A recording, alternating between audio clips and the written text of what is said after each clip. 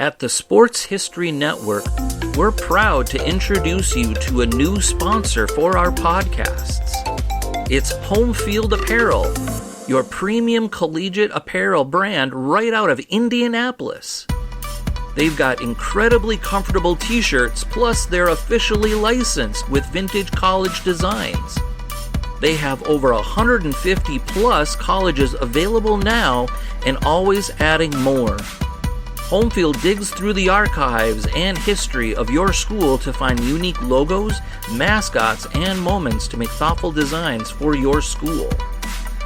When you shop today, new customers can get a 15% discount off their first purchase using the promo code SPORTSHISTORY at checkout. You can learn more at homefieldapparel.com. The Bulldogs are down by 6 with just 9 ticks of the clock remaining. It's 4th and 26. Here's a snap to Stallworth, who's filling in for Rattay. Stallworth surveys, throws the end zone, and wait a second. We're not going to give you away the story that early. Listen on for the roar of the crowd in just a moment. Welcome to another Sports Jersey Dispatch Roars of the Crowd. Those moments when we stood up and cheer as fans.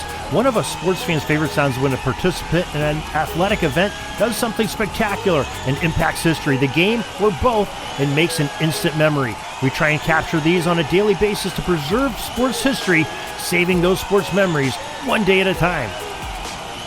This podcast is part of the Sports History Network, your headquarters for the yesteryear of your favorite sport. You can learn more at sportshistorynetwork.com. Hello, my friends in sports history. This is Darren Hayes of the Sports Jersey Dispatch and PigskinDispatch.com. Sort of a joint podcast today as we have our Roar of the Crowds, a very interesting topic today. And we are glad that you're enjoying these Roars of the Crowds because we're enjoying making them, bringing out a segment of each day of the year, just trying to have when those crowds went wild over some great athletic event. And today we're going to talk about how the improbable happened. It was September 1st, 1999, and the college football world was on the edge of their seats. Number 18 ranked team in the nation, the Alabama Crimson Tide, were in a close battle in Tuscaloosa, of all places, with the Louisiana Tech Bulldogs. Now we say the Tuscaloosa of all places because that's the home of Alabama. That's where they're at their strongest. But it looked like as if Goliath had won the game again as Bama was up 28-22 and Cinderella slippers seemed to be slipping away fast. Just seconds remaining. And add to this, starting quarterback for La Tech, Tim Rattay, was injured just 2 plays earlier in this final drive. The national leader in passing that year prior, Rattay took a costly sack from a swarming Tide defense and injured his ankle, having to be assisted off of the field. Out trotted his replacement, number 7, Brian Stallworth. With little experience, however, after another sack and loss of yardage to Stallworth, he was facing a 4th down and 26 yards to go situation, and with 9 seconds left against a sack-happy bunch in crimson uniforms.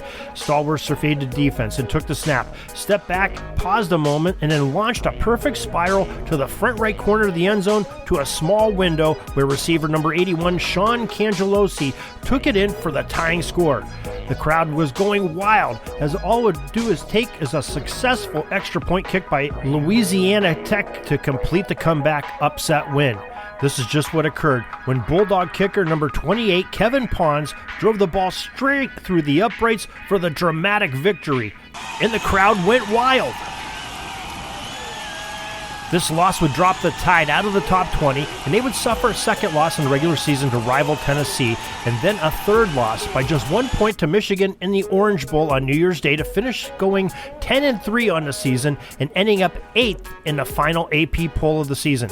The win for the Bulldogs steadied their record at 2-2 at that point of the young season, as they reeled off 8 straight wins before losing the season's finale against the University of Southern California in Los Angeles to failing to gain a bowl bid because of that loss. One thing they did was hear the roar of the crowd that Saturday afternoon, 1999 in Tuscaloosa, Alabama. Hope you enjoyed this little bit of history. Hope you enjoy it each and every day as we from Pigskin Dispatch and JerseyDispatch.com bring you some exciting footage and memories of history of sports, in this case football, for all to hear and enjoy. So make sure you check it out on our website, jerseydispatch.com, where we also have an accompanying embedded YouTube video from the Sports Center of that day. Just a tremendous coverage that they had, and just a great play to watch and enjoy and live that memory again. Till tomorrow, everybody, have a great Sports History Day. We're taking a peek over at the chains and the down marker. It's 4th and long. We're going to have to punt the ball and get on out of here, but we'll have another series tomorrow for your football history headlines, so be sure to tune in. We invite you to check out our website, pigskindispatch.com, not only to see the daily football history, but to experience positive football with our many articles on the good people of the game, as well as our own football comic strip, Cleat Marks Comics. Pigskindispatch.com is also on social media outlets, Facebook, Twitter, Instagram, and don't forget the Pigskin Dispatch YouTube channel to get all of your positive football news and history. Special thanks to the talents of Mike and Jean Monroe, as well as Jason Neff for letting us use their music during our podcast. PigskinDispatch.com is a proud affiliate of the Sports History Network, the headquarters of sports yesteryear.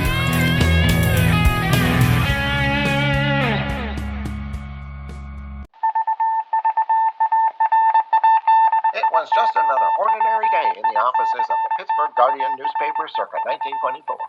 But for Marla Delft, assistant editor, everything was about to change. For she was about to discover the awesome attractiveness of Row 1 brand retro sports paraphernalia items thanks to Orville Mulligan, sports writer. And there it is. Wow, Orville, that's really the bee's knees. Isn't it just? A poster-sized replica of the actual 1909 World Series program cover. I can see that. But where did you get it? And where'd you get it framed?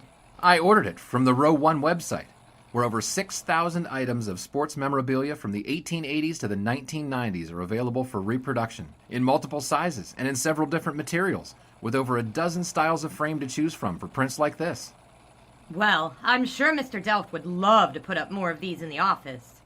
But I'm equally as sure they're beyond this newspaper's budget. Not at all, my dear Marla. See for yourself. Go to sportshistorynetwork.com/row1. sportshistorynetwork.com/row1. Oh my, these are good prices. Oh, and look at this stuff. Oklahoma-Nebraska football, college basketball art, Michael Jordan items. And so retro it was that sports Marla Delft advertisement discovered the placards. splendiferous magic of Row 1 sports memorabilia, arts, and prints. You can too by visiting sportshistorynetwork.com/row1. That's ROW1 today for access to the full Row 1 catalog of gallery prints and gifts like t-shirts, long-sleeve shirts, telephone cases, coffee mugs, blankets, pillows, towels, and even shower curtains. Act today for 15% discount off all prints with coupon code SHN15 and 20% off all other items with coupon code SHN20 at checkout. And keep your dial locked to the Sports History Network for the exciting chronicles of the 1920 sports world in Orville Mulligan, sports writer. Coming soon.